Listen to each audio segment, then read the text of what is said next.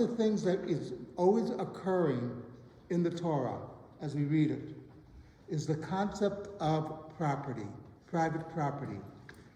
We deal with that you have to have definite borders to your land. You have to respect the borders of your neighbor. You have a lot of issues. In this week's parsha, we have returning the lost object. That you find something, it's not yours. It belongs to somebody else. And you have to make every effort to return that object. This concept of private property is an important concept in the Torah. It's one of the things that actually separates the West from a lot of other cultures. In many other cultures, you don't have the concept of private property, especially not what we'd call intellectual property. It's a very important concept. People don't realize how important that is. But the whole concept of private property, it was imbued in law. One of the great quotes of Sir Edmund Burke.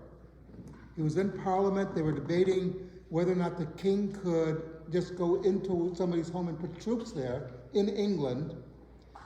And he said, the poorest peasant in the land lives in a hovel. There are holes in the roof, there are holes in the wall. The wind may enter, the rain may enter, the sun may enter, the snow may enter, but the king may not enter. Meaning, your home is your home. The limit to the king's power is he cannot violate your private property.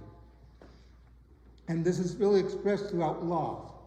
One of the things, if you ever notice in history, one of the reasons the West became so powerful, that Western Europe became so powerful, was the whole concept of private property and intellectual property.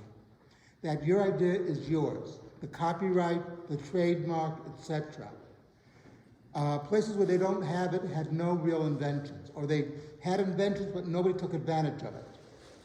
In the West, people had inventions. Gutenberg, the Chinese had printing way before Gutenberg and did almost nothing with it. Gutenberg had a printing press and changed the world.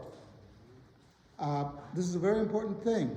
What the Torah is saying is respect for private property will make a better society. And that's something that we should always strive for, is to make a better society. Something to think about. Shkoyach.